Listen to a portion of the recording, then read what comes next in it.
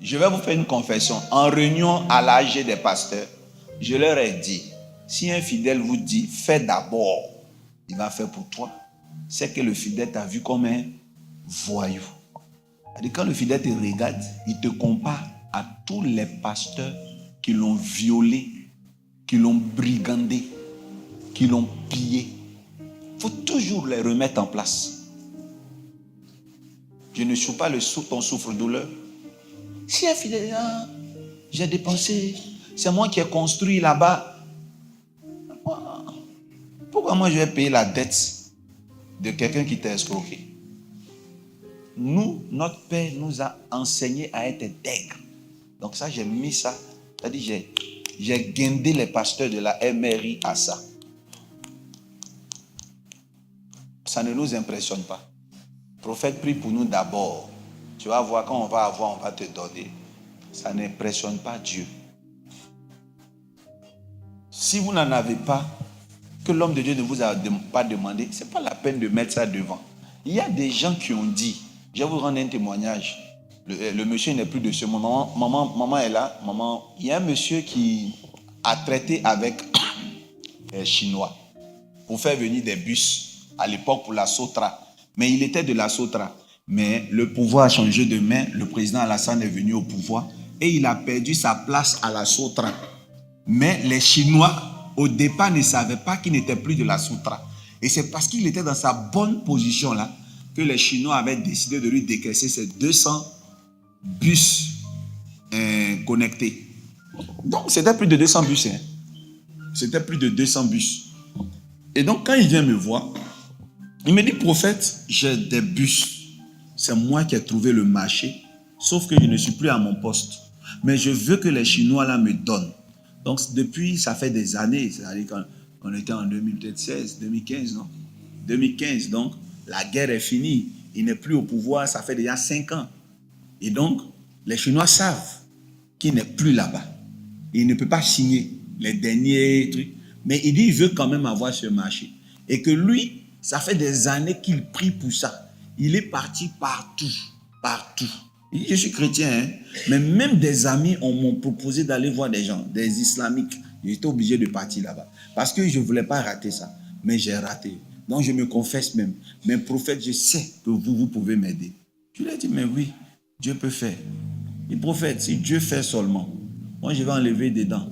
Tu vois, on peut aller ramasser les fidèles, tout ça. Ok, il a fait tellement de promesses.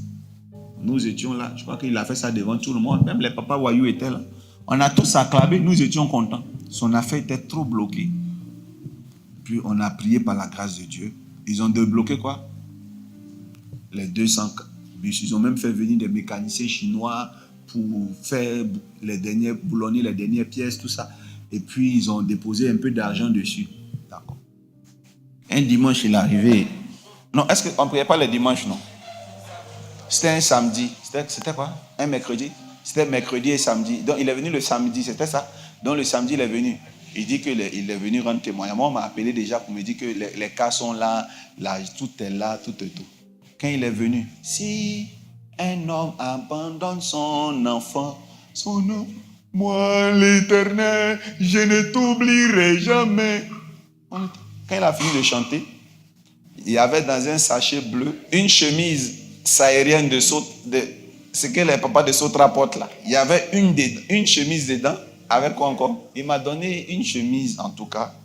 Une très belle chemise. J'apprécie. Il y avait quelque chose. Avec une boîte d'olive et du vin. Avec du vin. Tu connais.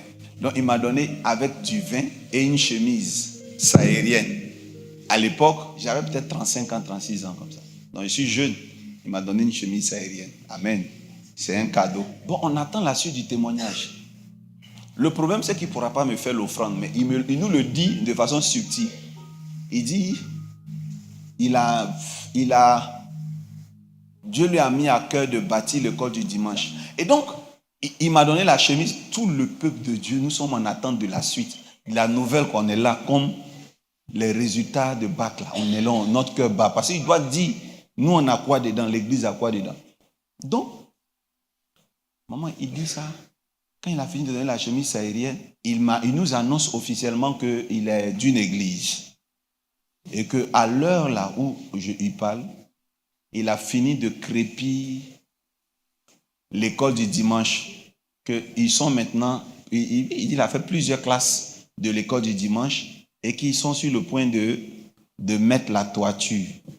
Mais ça, c'est pour leur église. On a acclamé quand même. Waouh! Il dit, mais vous savez, un prophète, c'est comme un maître de maison, un répétiteur. C'est vrai, on a les professeurs de l'école, mais il y a quelqu'un dehors qui nous donne des cours. Papa est comme mon maître de maison.